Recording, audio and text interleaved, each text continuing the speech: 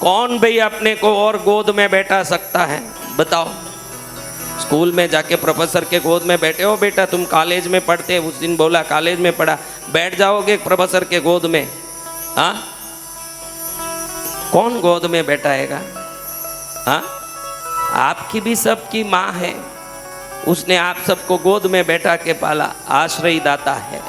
ध्यान रखना, जब ये माँ बूढ़ी हो जाती है तो उस वृक्ष की तरह हो जाती है जिसके पत्ते गिर गए हैं, डाली सूख गए हैं, फूल गिर गए, कली गिर गए, शायद आंख कम दिख सकता है, शायद चलने में सामर्थ्य कम हो गया हो, शायद बोलने की शक्ति कम हो गया हो। अब हमको उन आश्रय दाता का सहयोगी बनना चाहिए। कई लोग मुझे कहते हैं एक बात बड़े कड़वी कहते हैं, आजकल के युवा वर्ग बहुत कड़वी बात कहते हैं कि मेरे माँ बाप सही नहीं है, उनकी क्या मैं सेवा करूं?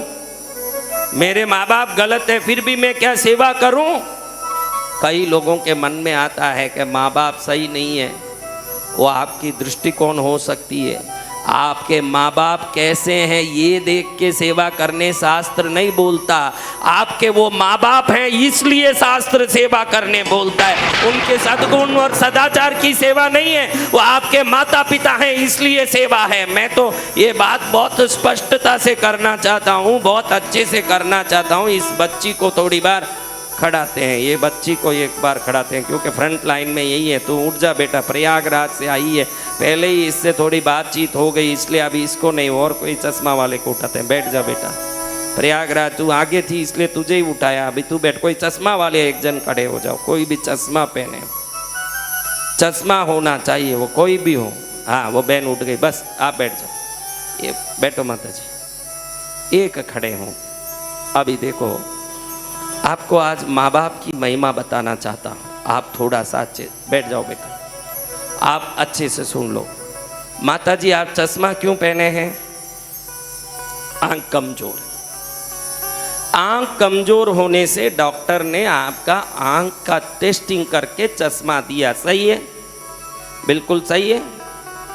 तो इस बहन के लिए ताली बजाइए।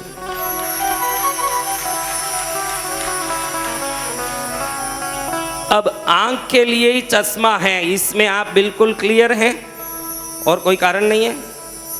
समझो, अब आंख और थोड़ा कमजोर हो गया, आपका नहीं, उदाहरण पूछ रहा हूँ, खाली आपको खड़ाया क्योंकि मैं बोल दूं कि आंख और कमजोर हो गया, आप बोलोगे कि महाराज ने ही ऐसे बोल दिया, इसलिए आपको नहीं बोल रहा हूँ, खाली उदाहरण पूछ रहा हूँ कि अगर आंख और कमजोर हो गया तो अब डॉक्टर आपके आंख में कोई मशीन डाल के हिलाएगा कि चश्मा बदलेगा? बोलिए जोर से। चश्मा बदलेगा।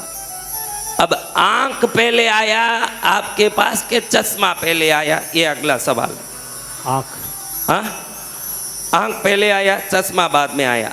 पहले आंख आते हुए भी उसकी खराबी हो तो बदलाव और बदली चश्मे की होगी। इसमें भी आप पूरी तरह क्लियर हैं कि कोई स्क्रू ड्राइवर या मशीन लेके आंख में डॉक्टर अंदर डाल के कुछ छेद वेद करेगा? तो आप ये भी क्लियर हैं कि आंख में खराबी होगी तो भी रिपेयरी चश्मे की होगी, इसमें भी क्लियर हैं आप। और पहले आंख की आया था, चश्मा नहीं आया था, ये भी आपको अच्छी तरह ज्ञान है। यही मैं सभा में कहना चाहता हूँ कि पहले माँ बाप ही आए थे। अगर आप अगर उनको आंख मानते हो तो आप बाद में आए हो तो आप चश्मा हो, ये तो आप मान लेते हो ना? जी भगवान। अभी ताली मत बजाओ, आप बजाओगे मेरी बात सुन के। यानी पहला आया वो आंख, ये बहन ने मान लिया, बाद में आए वो चश्मा, ये भी बहन ने मान लिया। यही बात मैं सभा को कहना चाहता हूँ, पहले आया वो आंख यानी पहले आया वो माँ बाप, बाद में आए वो बच्चे यानी वो चश्मे। अब लगे कि आंख में खराबी है, वो चश्मे को दिखता है कि आजकल बराबर नहीं दिखता है, चश्मे से ही मालूम पड़ता है कि आजकल बराबर नहीं दिखता। डॉक्टर के पास अपन जाके बोलते हैं आजकल बराबर नहीं दिखता, तुरंत डॉक्टर बोलता आप चश्मा बदलिए। क्या बदलना है? चश्मा। अब आपने बच्चों को क्या बोला? चश्मा बोला। माँ बाप को क्या बोला? तो आंख में ही खराबी हो तो भी बदलाव चश्मे की होगी। माँ बाप में खराबी दिखती है तो भी बदलना बच्चों को ही है, माँ बाप को नहीं है। महाराज सत्य वचन मेरे सद्गुरु भगवान।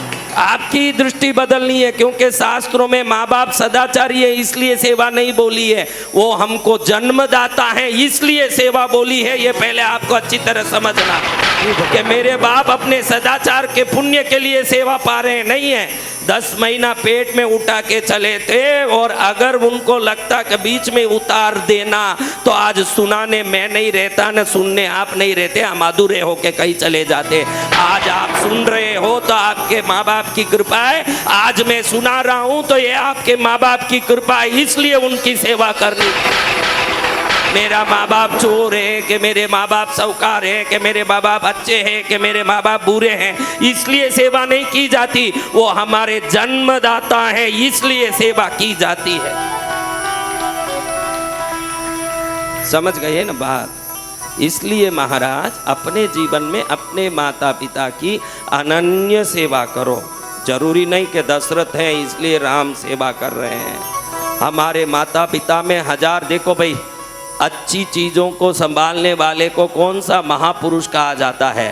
सहिष्णुता रखने वाले को ही महापुरुष कहा जाता है। अगर हमारे माता पिता में कहीं अवगुण विकृति दिख भी जाए, फिर भी मेरे माँ बाप है इसलिए आप सेवा करोगे, असली में तो मर्यादा पुरुषोत्तम आप भी हो जाओगे उसके बाद।